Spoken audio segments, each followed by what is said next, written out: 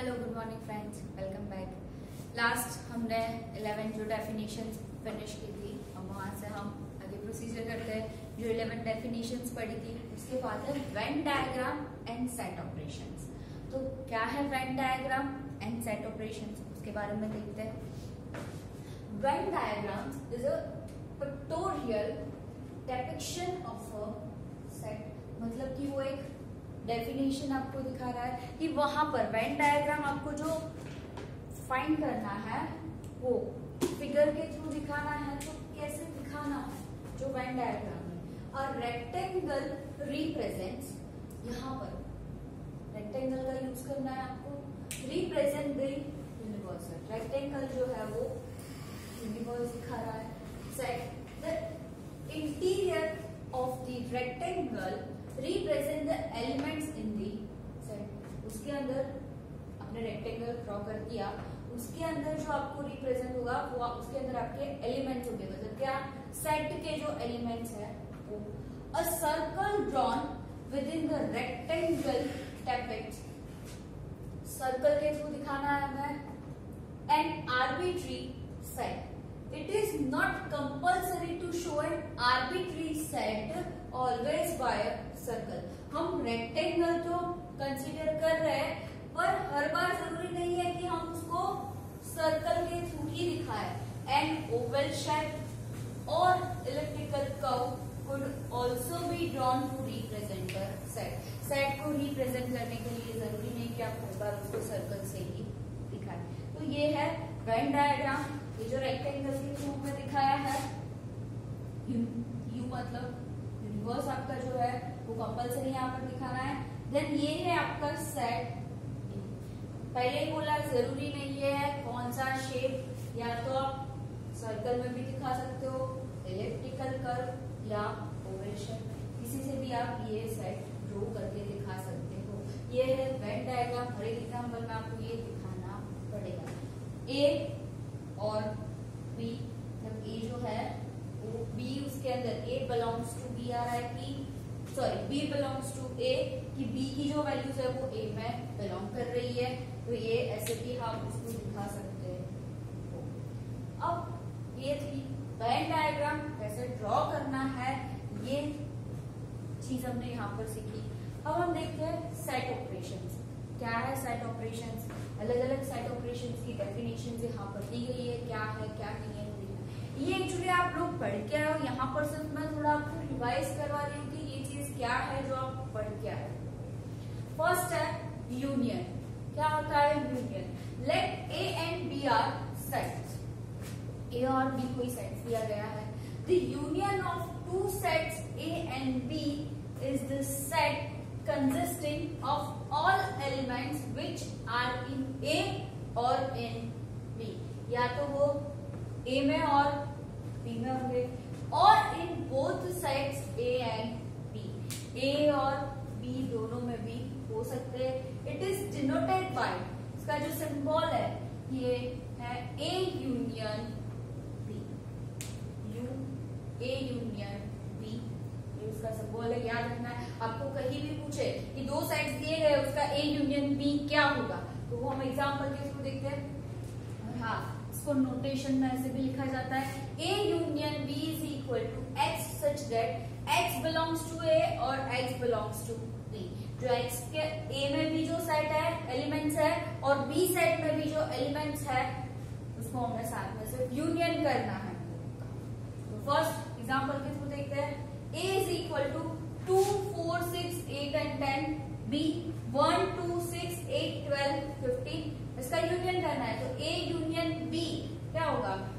सारे एलिमेंट्स लिख देना है, जो रिपीट हो रहा है वो रिपीट करने की जरूरत नहीं है, सिर्फ उसको एक बार लिख देना है। 1, 2, 4, 6, 8 सिंगल टाइम, 10, 12 एंड 15। ये इन दोनों का यूनियन हो गया।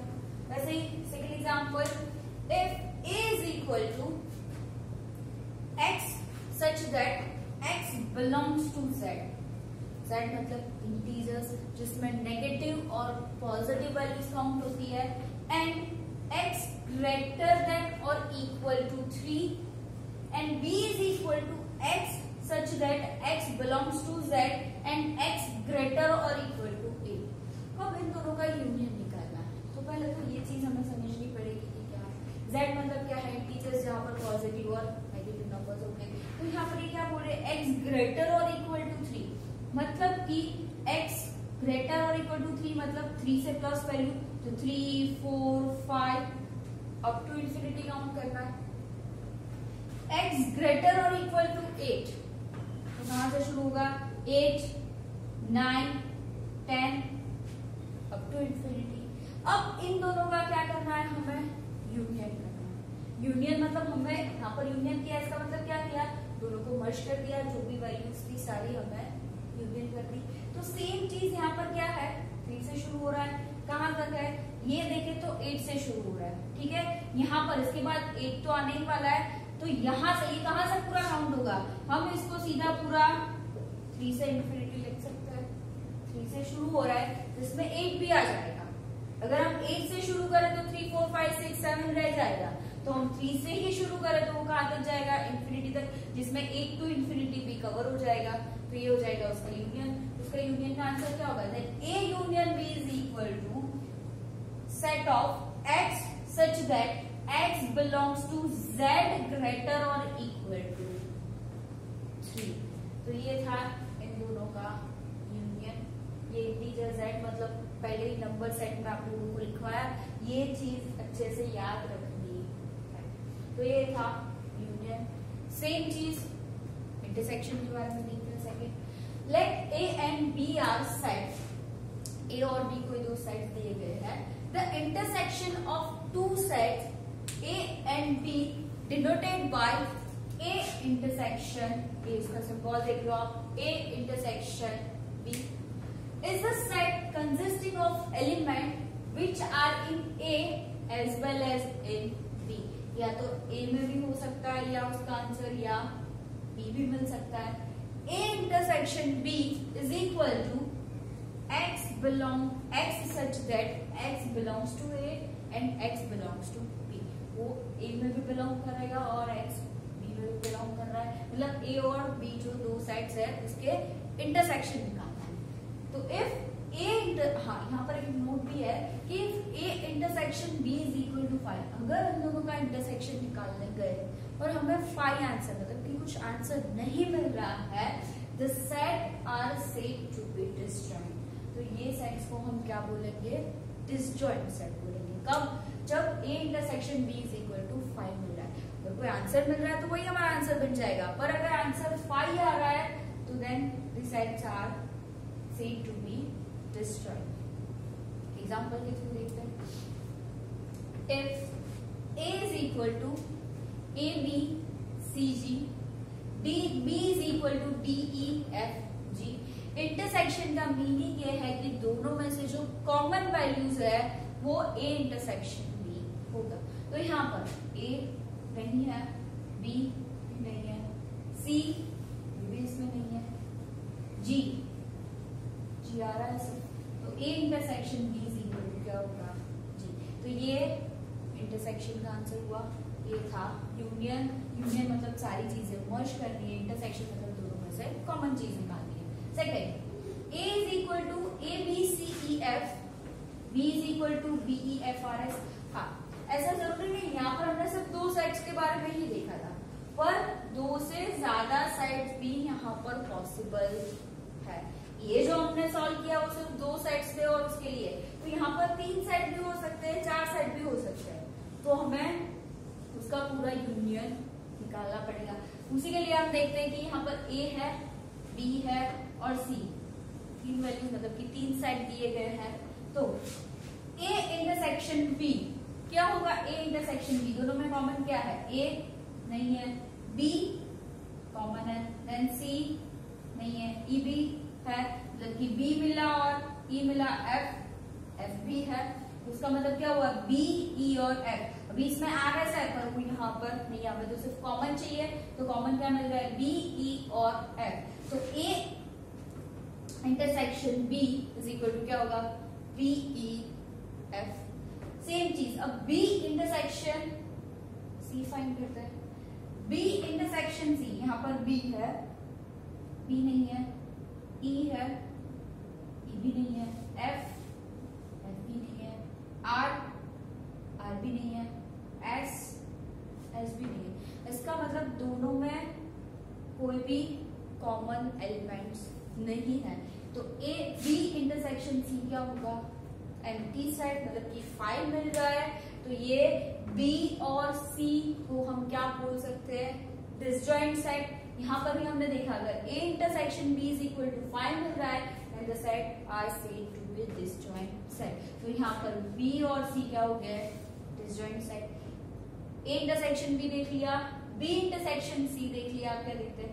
A intersection C, A common है, B नहीं है, C भी नहीं है, E भी नहीं है और F भी नहीं है, सिर्फ एक ही एलिमेंट मिला वो है A। ये देखा हमने जब एक से ज्यादा सेट्स अवेलेबल हो। अब है third example, if A is equal to n such that n belongs to capital N, capital N मतलब natural numbers, comma 4 less than n less than 12। n की जो वैल्यू है वो 4 और 12 के बीच में, पर लेस देन और इक्वल टू काउंट नहीं किया है, इसका मतलब 4 और 12 नहीं आएगा। B is equal to n such that n belongs to capital N, capital N मतलब natural numbers, 5 less than n less than 10। तो अब यहाँ पर 4 less than n less than 12, तो इसमें कौन कौन सी वैल्यू आएगी? 5, 6, 7, 8, 9, 10 and 11, 4 और 12 के अलावा। देन सेकेंड 5 to 10, 5 और 10 के अलावा 6, 7, 8, 9। अब इन दोनों का इंटरसेक्शन निकालना, इंटरसेक्शन मतलब कॉमन वैल्यूज, क्या है कॉमन? 6, 7, 8 और 9। तो A intersection B is equal to 6, 7, 8, 9 equal to B। तो इसका मतलब क्या हुआ कि हमारा जो B है उसका आंसर भी यही आया, मतलब B जो सेट है वो सेट यही है कि 5 less than n less than 10, मतलब कि 6, 7, 8 और 9। तो इसके इक्वल टू हम B भी उसको लिख सकते हैं। तो हमारा जो ये आंसर आता है वो पॉसिबिलिटी भी है कि कोई हमारे एक सेट में से ही वो आंसर मिल जाएगा। अगर उसका इंटरसेक्शन निकाल रहे हैं तो ऐसी पॉसिबिलिटी भी है, या तो वो A भी बन सकता है या वो B भी बन सकता है। हाँ, पर ऐसा हर बार जरूरी नहीं है, क्योंकि हमने फर्स्ट और सेकंड एग्जांपल देखा उसमें ऐसा जरूरी नहीं था, पर ऐसी पॉसिबिलिटीज है। ये जो दो फिगर ड्रॉ की है यहाँ पर, ये है यूनियन, मतलब कि A इंटरसेक्शन B। ये फिगर एग्जांपल में आपको ड्रॉ करनी पड़ेगी, इसलिए यहाँ पर बताया है। ये रेक्टेंगल हमने ड्रॉ किया, ये यूनिवर्स हो गया हमारा। कोई सेट A है और B है, उन दोनों को हमने मर्ज, मतलब A यूनियन B, मतलब उनको सिर्फ मर्ज करना। सेम चीज A intersection B, A intersection B मतलब कि A और B उन दोनों में से, ये जो शेडेड मतलब पार्ट किया हुआ है लाइनिंग, वो क्या है? उन दोनों में से जो कॉमन वैल्यूज निकल रही है वो हमारा होगा इंटरसेक्शन। तो आप उसको ऐसे फिगर के थ्रू दिखा सकते हो। नेक्स्ट डेफिनेशन देखते हैं। Next definition, the complement of a set. If U is the universal set containing the set A, then अगर A सेट है, U minus A is the complement of a A and denoted by A bar। तो complement of a set मतलब कि U minus A और उसको denote किया गया है A बार से। A bar is equal to X such that X belongs to U and X does not belongs to U। मतलब कि यूनिवर्सल सेट जो U है उसमें से A को सब्ट्रैक्ट करना है, वो जो बचा वो हमारा होगा the complement of a set A bar. Example, U is equal to A B C D E F। U दिया गया है और A दिया है B D E। तो क्या करना है? U में से A जो वैल्यूज है उसको माइनस कर देना है, तो क्या हो जाएगा? B D और E, B D और E माइनस कर देंगे, तो क्या बचेगा? A C और F। तो A bar U minus A is equal to A bar is equal to A C F। तो जो यूनिवर्सल सेट दिया है उसमें से A को माइनस करना है। सेम चीज, if A is equal to X such that X is a real number and x less than और इक्वल टू 7। यहाँ पर लिखने दिया है, u मतलब क्या है, यूनिवर्सल सेट, मतलब कि यहाँ पर a जो वैल्यू है वो क्या है, x is a real number and x less than और इक्वल टू 7। तो यहाँ पर क्या होगा, minus infinity two plus infinity universal set है, उसमें से ये हमें दिया है x लेस देन और इक्वल टू 7। तो ये 7 भी कंसीडर होगा और 7 से माइनस में वैल्यू जाएगी, तो ये क्या होगा, माइनस इंफिनिटी टू 7 काउंट होगा, लेस देन और इक्वल टू 7 है जिसमें 7 भी काउंट होगा और उससे लेस वैल्यू जाने वाला है, तो लेस मतलब पूरा नेगेटिव में जाएगा, तो 7 6 5 4 3 2 1 0 -1 -2 -3 अप टू माइनस इंफिनिटी। अब हमें क्या करना है, ये जो u दिया है इसमें से इसको हमें माइनस कर देना है। अगर मैं इसको माइनस कर दूं तो इसका मतलब क्या हुआ, ये 7 की आगे के जो डिजिट हो गए, मतलब 8 9 10 11 अप टू इंफिनिटी, ये इसमें से माइनस हो जाएगी इतनी वैल्यू, तो क्या बचेगा 8 9 10 11 12, तो 7 तो नहीं आएगा क्योंकि इसमें 7 कंसीडर हो रहा है। तो a बार क्या होगा, x such that x is a real number and x greater than 7। सिर्फ 7 8 9 10, तो 7 को कंसीडर नहीं करना है, इसलिए यहाँ पर क्या लिखा है, x ग्रेटर देन 7, मतलब 7 से ज्यादा। हमने u में से a को माइनस कर दिया, तो ये हमारा मिला a का। तो ये था complement of a set. Next definition, difference of a set. Difference निकालना, ये फिगर के थ्रू दिखाया गया है यहाँ पर कॉम्प्लीमेंट ऑफ अ सेट। ये यूनिवर्सल सेट है, ये एक सेट a है उसको हमने माइनस कर दिया, उसके अलावा की सारी जो वैल्यूज हुई वो complement of a set a bar. वैसे ही सेम चीज, difference of a set, let a and b any two set, the difference a minus b is the set defined as a minus b का difference निकालना है। तो a minus b is equal to x such that x belongs to a and x does not belongs to a। मतलब a में से b को minus करना है, तो a को कंसीडर कर रहे हैं पर x does not belongs to b। तो ऐसा पॉसिबिलिटी है कि इनवर्स भी हो सकता है, मतलब कि b माइनस a भी आपको पूछा जा सकता है, तो क्या होगा, x belongs to b and x does not belongs to a। The set of x such that x belongs to b and x does not belongs to a। हम एग्जाम्पल के थ्रू देखते हैं इसको। a is equal to abc, b is equal to abcd। Actually आप ये figure के through जाओगे ना, चेक करोगे तो आपको बहुत ही इजीली ये चीज समझ में आएगी। तो यहाँ पर a क्या है, abc, तो यहाँ पर हम abc लिखते हैं, देन abcde। अब कॉमन क्या है, abc कॉमन है, तो इसको मैं कॉमन यहाँ पर abc लिख सकती हूँ। इसके अलावा अभी यहाँ पर कुछ बाकी नहीं बचेगा a सेट में, क्यों, क्योंकि ए सेट में क्या abc जो ऑलरेडी कॉमन है, बी सेट में abc और de, तो de हम यहाँ पर आइडेंटिफाई कर सकते हैं। ये क्या होगा, यहाँ पर a b c d और e, ये चीज कॉमन है और ये सिर्फ b में, तो मैं क्या करना है, a माइनस b।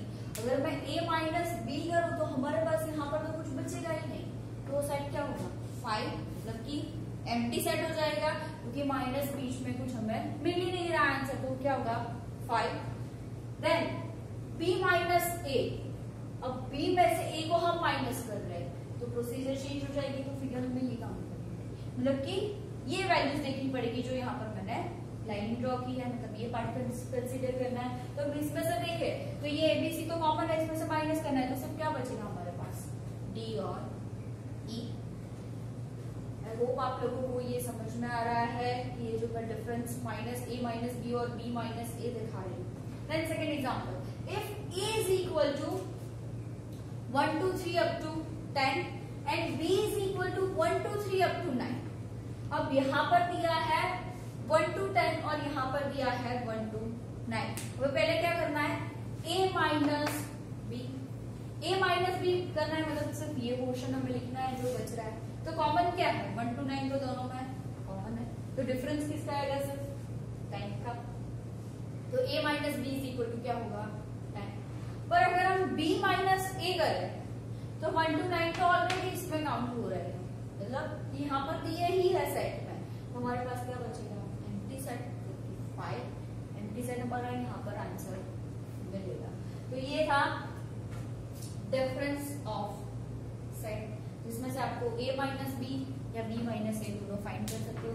ये डेफिनेशन से आपको पता, मतलब ये जो फिगर ड्रॉ की है उससे पता चलेगा कि हमें सिर्फ ये पोर्शन काउंट करना है। अगर a माइनस बी कर रहे हैं और b माइनस ए कर रहे हैं तो सिर्फ ये वाला पोर्शन काउंट करना है। Then symmetric difference, let a and b are two sets. The symmetric difference of two set a and b is a set of all elements that belong to a or b but not both a and b.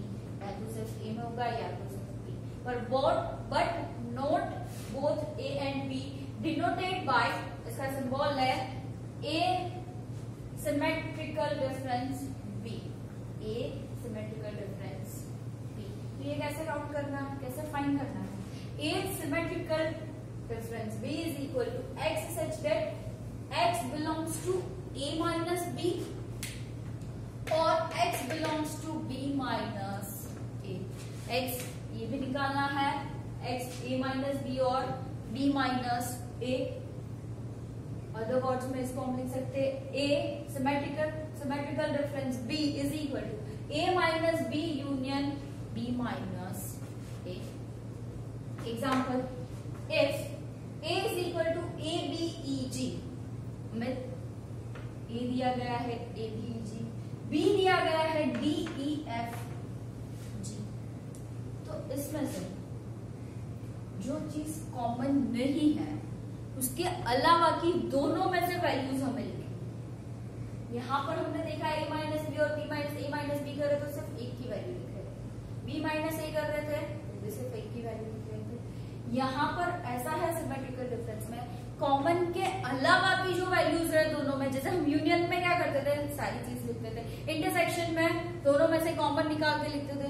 तो यहाँ पर दोनों में common निकालने के बाद जो चीज बच रही है वो हमें, तो यहाँ पर कॉमन क्या है, a कॉमन नहीं है, b भी कॉमन नहीं है, e कॉमन है, g भी कॉमन है, तो e और g के अलावा तो क्या बचा है, a b d और f, a b d f, ये आपका हुआ सिमेट्रिकल डिफरेंस। तो ये फिगर में भी दिखा रहा है कि a इंटरसेक्शन b मतलब sorry a symmetrical difference b, तो ये क्या है, इंटरसेक्शन मतलब जो कॉमन चीज है उसको निकालने के बाद जो वैल्यूज बच रही है वो हमारा होगा a b d f symmetrical difference. इसीलिए यहाँ पर लिखा है कि हमने a माइनस बी किया और b माइनस a, जो दोनों वैल्यू फाइंड किया ना उसका यूनियन करते हैं, जो हमने ऑलरेडी किसमें फाइंड किया, डिफरेंस ऑफ अ सेट में फाइंड किया।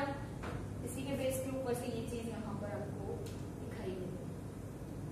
इसका मीनिंग ये है कि a माइनस बी तो फाइंड कर लिया, b माइनस a भी फाइंड कर लिया, दोनों में से कॉमन निकाल के वैल्यूज लिख दो।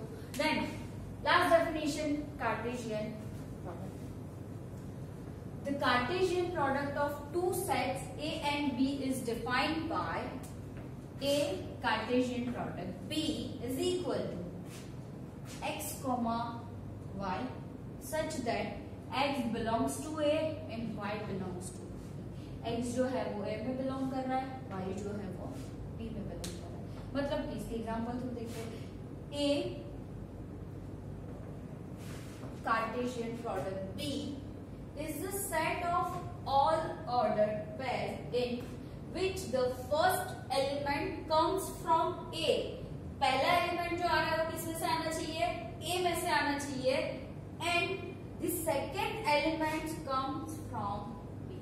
उसका जो दूसरा एलिमेंट है वो किसमें से आना चाहिए, B में से। तो उसका फर्स्ट एलिमेंट A में से लो, सेकेंड एलिमेंट B में से लो।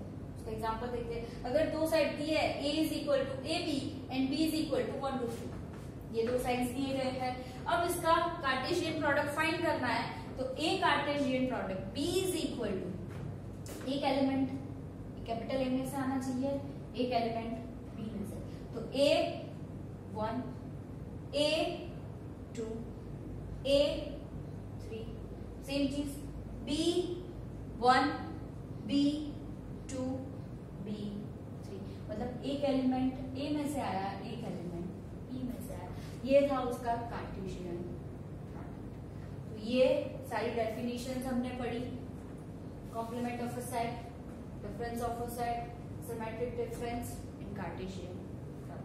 डेफिनेशंस में सिर्फ यही समझना है कि कहाँ पर क्या अप्लाई करना है।